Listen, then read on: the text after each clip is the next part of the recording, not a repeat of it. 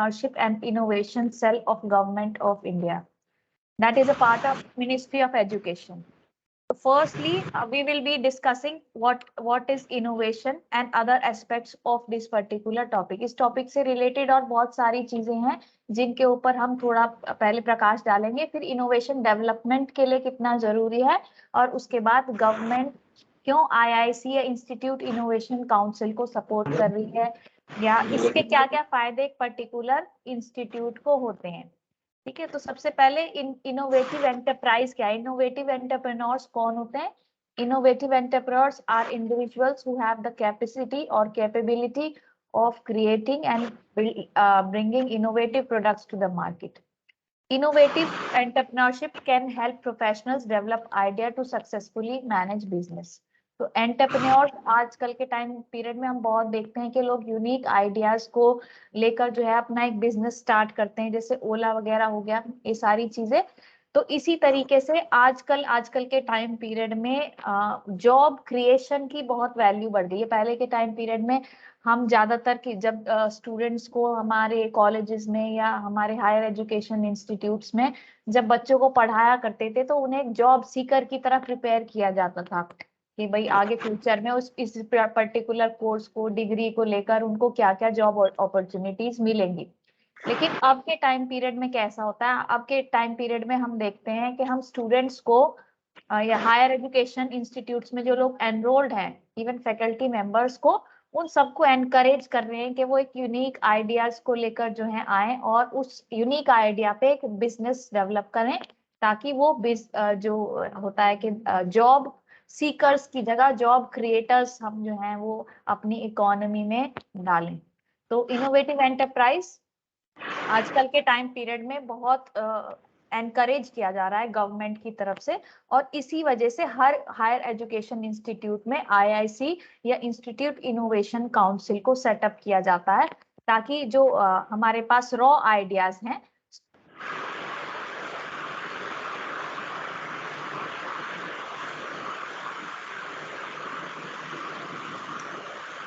कर पाए। तो what is innovative entrepreneurship? Innovative entrepreneurship क्या? Innovative entrepreneurship is a practice of establishing, creating new business ideas intending to generate profit. हमारा business सबसे पहले जो मोटिव होता है, कोई भी बिजनेस हम सेटअप करते हैं उसके पीछे प्रॉफिट जनरेशन एक इंपॉर्टेंट चीज है। प्रॉफिट जनरेशन से ही वो बिजनेस आगे चलेगा। Assist the community and accomplish company goals. बहुत सारी कंपनीज जो हैं वो पब्लिक वेलफेयर के लिए या इस गोल के साथ सेटअप करी जाती हैं कि वो किसी न किसी सोशल प्रॉब्लम का भी हल हो सकती हैं। Innovation helps an individual entrepreneur or a group of entrepreneurs to improve or replace a particular product, process or service. Existing market में जो कुछ भी चल रहा है उस चीज को बेहतर बनाने के लिए भी बहुत बार innovation का इस्तेमाल किया जाता है। It allows a particular product or a service to upgrade themselves by creating new ideas and values.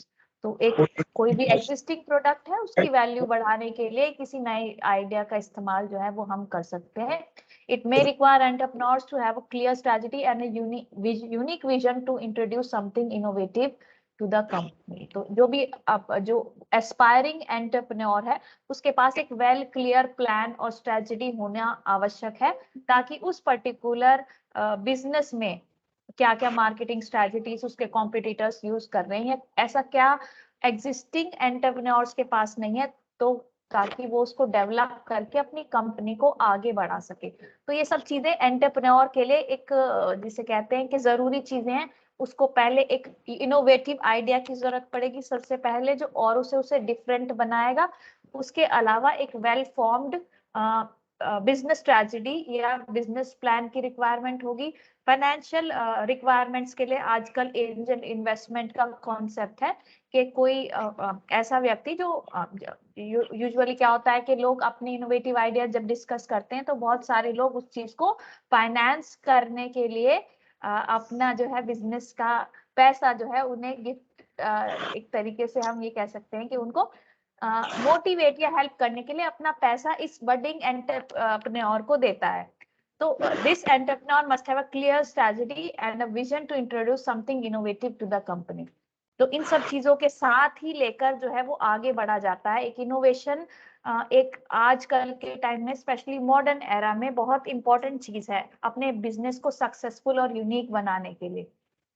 Developing new ideas may require challenging yourself continuously and exploring new paths or methods.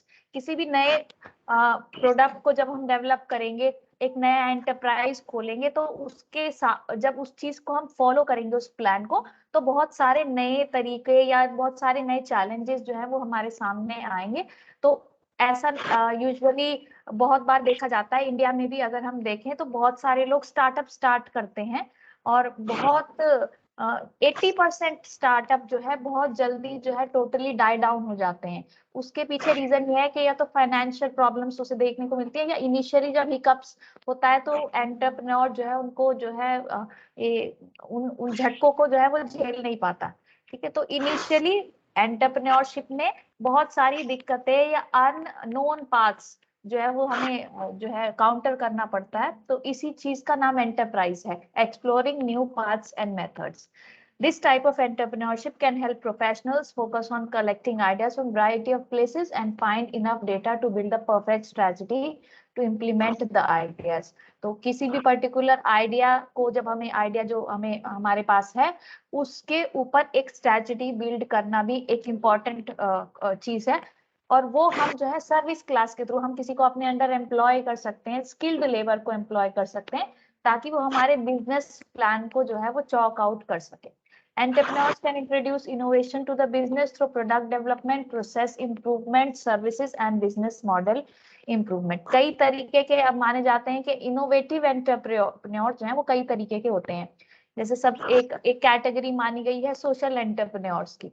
So there are very different types of innovation strategies and outcomes depending on the business sector. One of the most popular type of innovative entrepreneurs in recent world are social entrepreneurs. A social entrepreneur is somebody who detects social problems and develop effective strategic plans to resolve them. तो कोई भी एक अगर हम social entrepreneur उसको बोलते हैं जो किसी सोशल नीड को देखते हुए अपने आइडिया को फर्दर डेवलप करता है। जैसे हम बहुत बार आजकल के टाइम पीरियड में ये देखते हैं कि एल्डरली पॉपुलेशन हमारी अकेले न्यूक्लियर फैमिलीज का टाइम है, तो अकेले रह रहे हैं।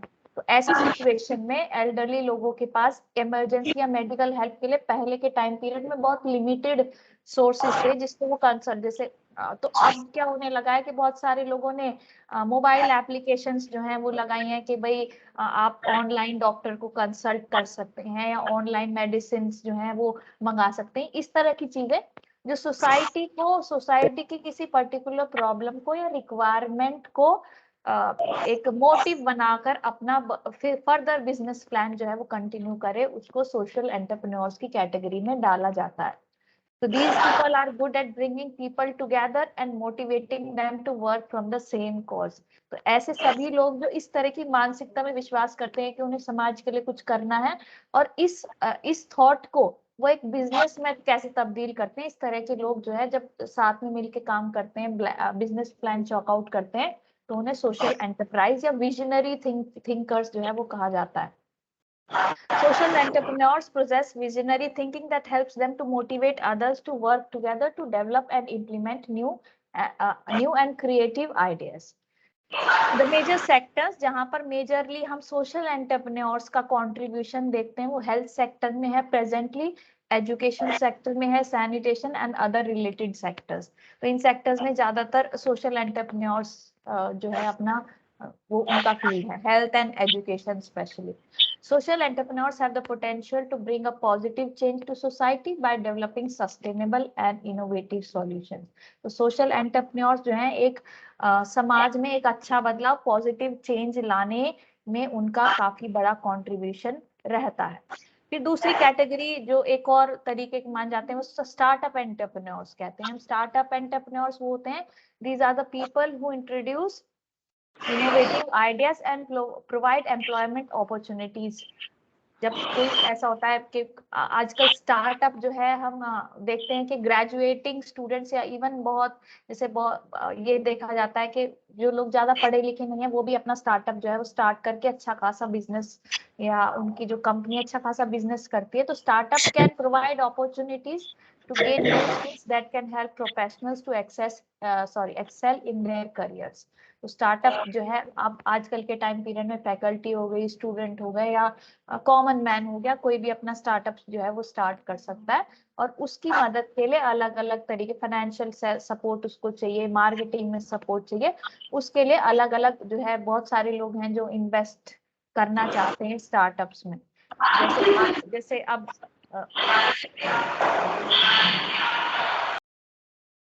many startup entrepreneurs offer a friendly work environment and promote an innovative mindset in the workplace. They often use innovative marketing strategies to promote their businesses. तो स्टार्टअप जो लोग स्टार्टअप इनिशियली अपना स्टार्ट करते हैं वो भी इनोवेशन एक्चुअली जब भी एंटरप्राइज स्टार्ट होगा सबसे पहली चीज जो है किसी बिजनेस को यूनिक बनाने के लिए हमें जो भी चीज हेल्प करे वो आजकल, और ऐसा ही नहीं है कि वो बिजनेस का आइडिया ही हो, वो मार्केटिंग स्ट्रेटजी भी इनोवेटिव हो सकती है, कोई डिफरेंट तरीके का जो है कॉन्सेप्ट अपना है अपने प्रोडक्ट को, प्रोडक्ट वही है लेकिन उसको बेचने या उसकी मार्केटिंग उसकी पॉपुलैरिटी बढ़ाने के लिए अलग अलग तरीके की स्ट्रेटजीज जो है बिजनेसमैन यूज कर सकता है। तो इनोवेशन ऐसी चीज है जो बिजनेस सेटिंग में, स्टार्टअप में और फर्दर बिजनेस को अच्छा बनाने में, प्रॉफिटेबल बनाने में इनोवेशन का जो है वो बहुत बड़ा योगदान है। Startup entrepreneurs also create strategies to provide better customer experiences.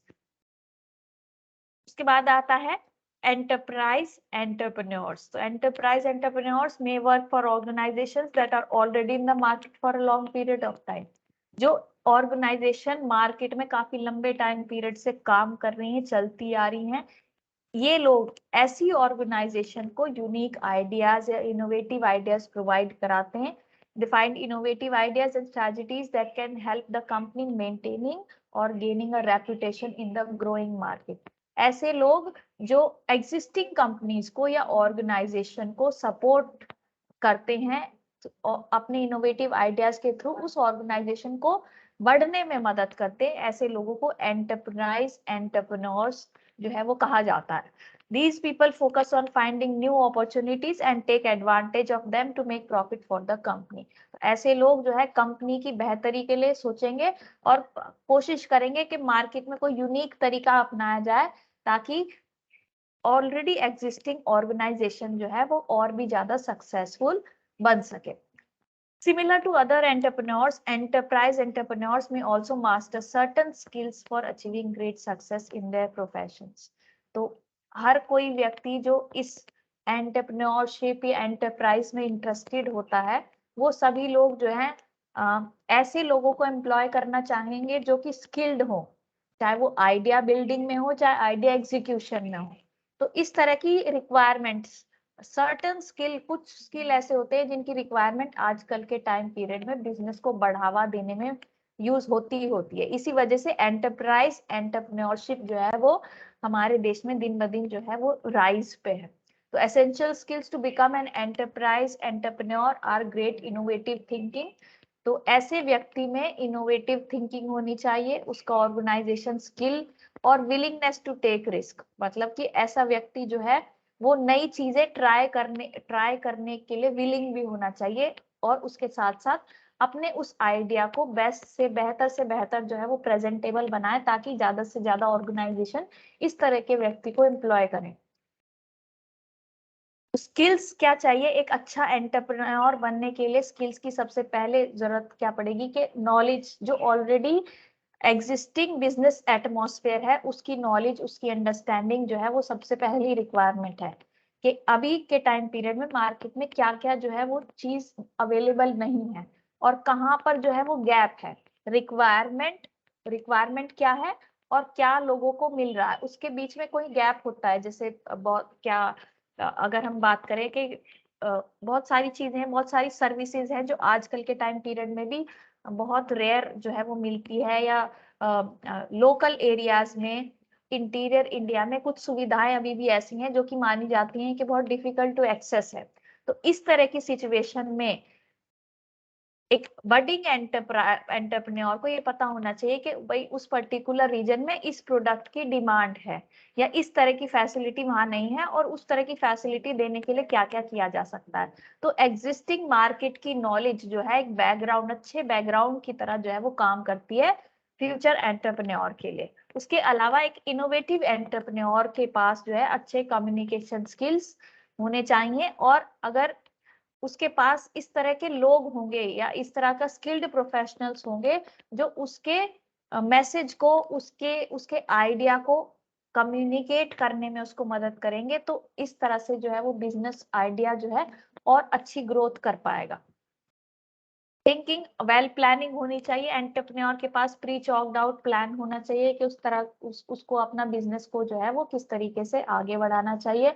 With strategic thinking entrepreneurs can bring something new and innovative to assist the company in keeping up with the latest market trends. तो latest market trends के साथ और को initial business किस तरह से टक्कर देगा, इस तरह की स्ट्रेटेजिक थिंकिंग की आवश्यकता जो है वो, और उसके अलावा नेटवर्किंग, लोगों के साथ अच्छा कनेक्शन, उस पर्टिकुलर प्रोडक्ट में और कौन कौन लोग उस पर्टिकुलर प्रोडक्ट को बेच रहे हैं उन लोगों के साथ अच्छी बातचीत होना भी जरूरी है, ताकि उन लोगों से सीखने को मिले कि वहां उन्होंने जैसे क्या क्या गलती करी थी तो आप उस गलती को ना करें। तो अच्छी नेटवर्किंग भी एक अच्छे बिजनेसमैन के पास इस तरह का स्किल होना चाहिए कि वो अच्छा जो है वो मतलब अपने बिजनेस में वो गलती ना करे जो उसके साथ वालों ने करी थी। तो कोशिश की जानी चाहिए कि जो ऑलरेडी बिजनेस में लोग हैं उनसे सीखने की कोशिश जो है वो करी जानी चाहिए एक अच्छा एंटरप्राइज या अच्छा बिजनेस जो है वो सेटअप करने के लिए।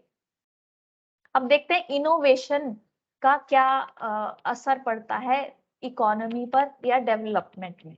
तो innovation can make a difference in addressing urgent development challenges such as providing access to drinking water, eradicated neglected disease और reducing hunger।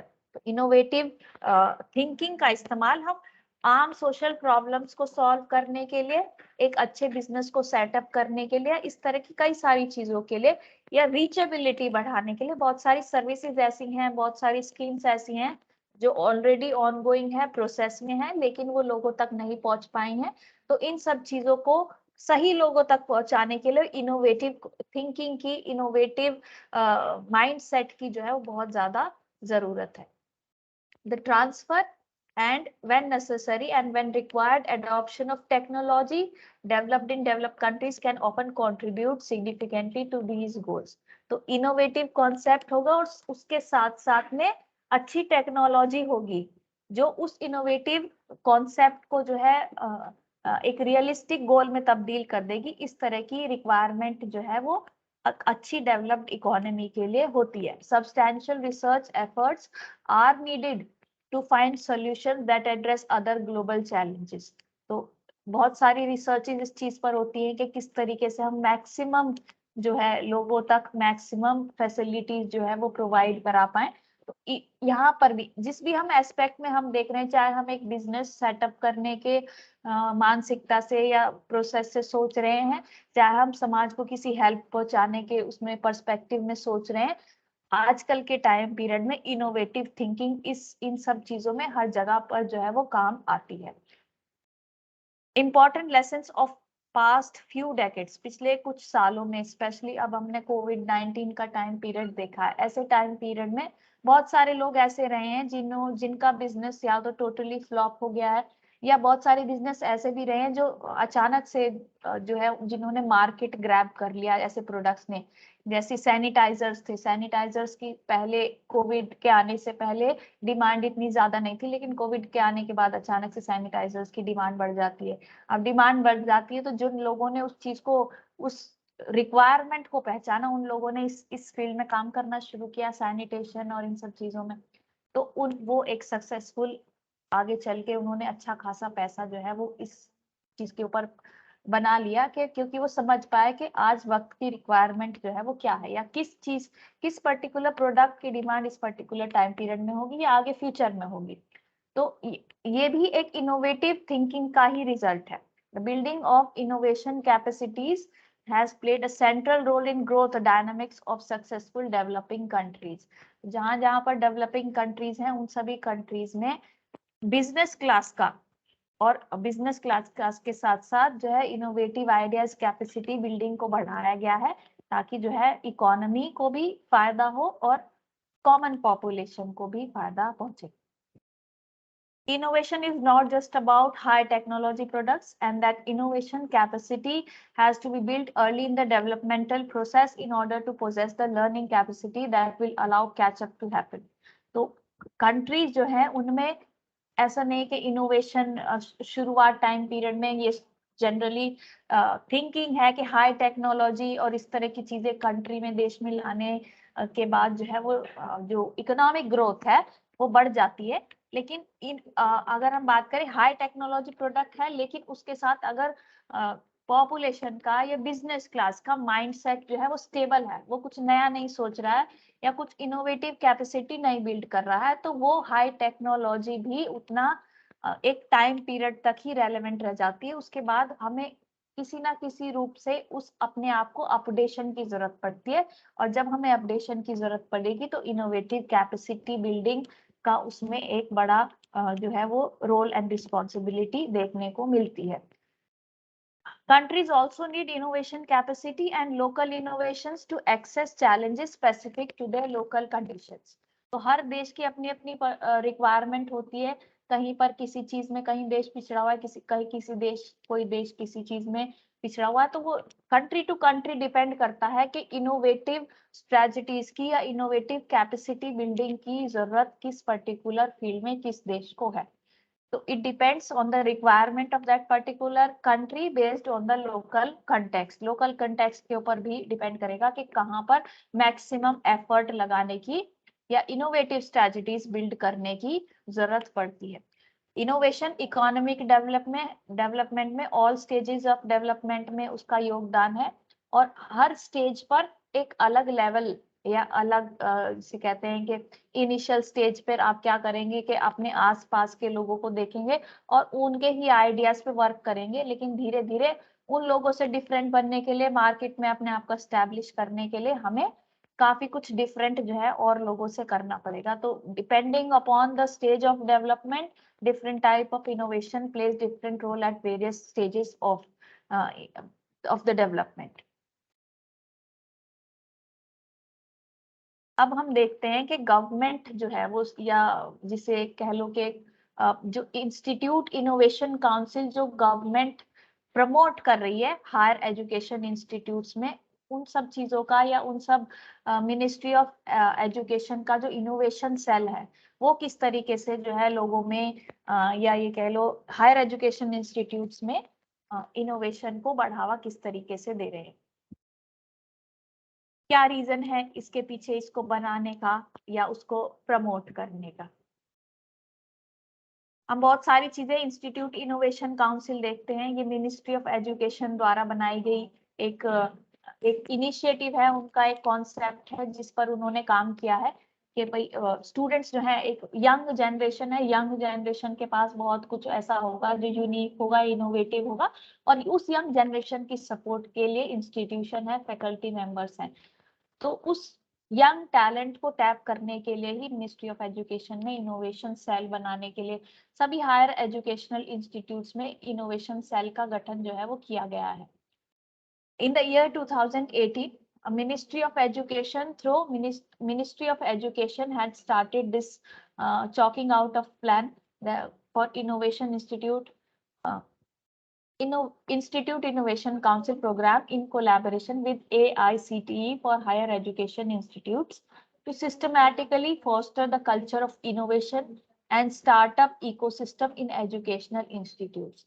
तो education संस्थानों में हायर एजुकेशन इंस्टीट्यूट्स में सिस्टमैटिकली ये कल्चर या ये ऐसा इस तरीके का एटमॉस्फेयर क्रिएट करना जहां पर लोग जो हैं वो जॉब क्रिएटर्स बने आगे चलकर, इसी उद्देश्य के साथ जो है वो हर हायर एजुकेशन इंस्टीट्यूट में ये इंस्टीट्यूट इनोवेशन काउंसिल प्रोग्राम जो है वो चलाने की और ज्यादा से ज्यादा उसका प्रभाव दूसरे इंस्टीट्यूशंस में फैलाने की कोशिश जो है वो की गई है. Primarily, IIC's role is to engage large number of faculty, students, and staff in various innovation and enterprise-related activities such as ideathon, problem solving, proof of concept development, design thinking, IPR, project handling and management, and pre-incubation and incubation stages, etc. That innovation and enterprise ecosystem gets established and stabilized in higher education institutes.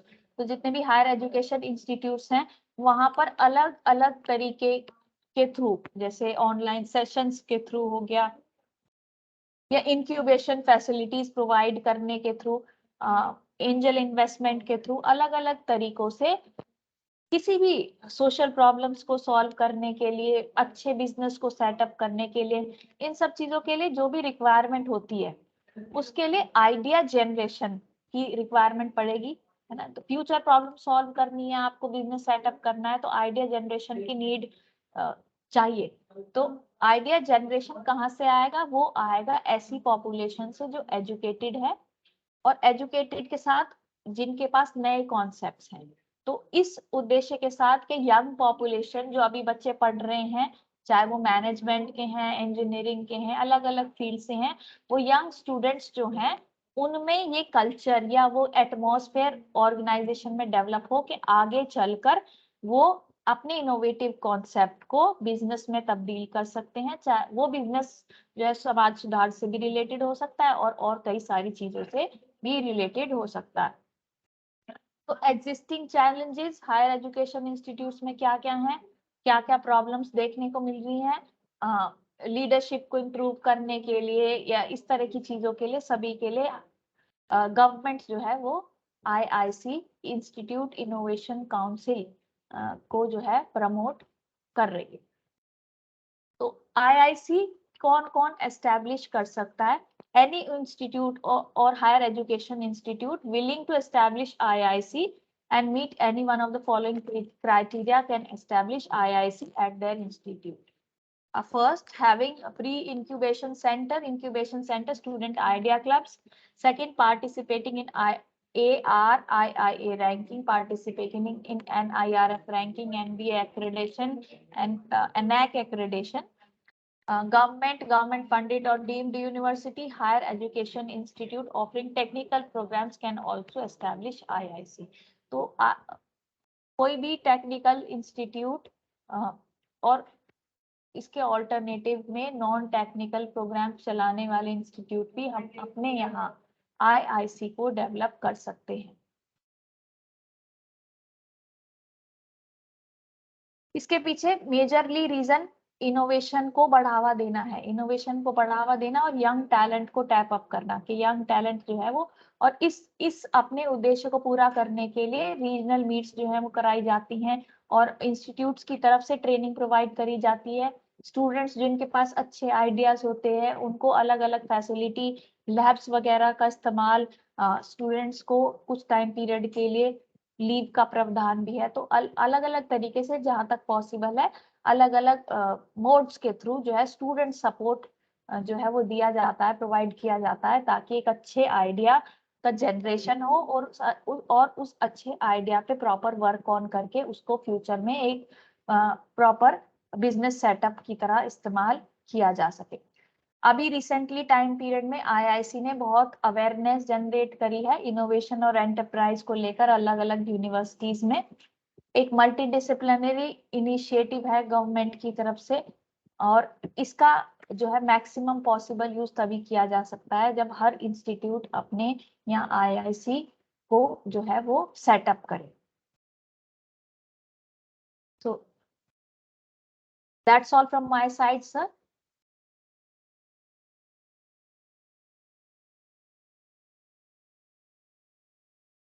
Thank you all for being patient listeners, and I extend my heartiest thanks to Dr. Dharmendra Bhati sir from IMT College of Law. And with this, I end up my session. Thank you all.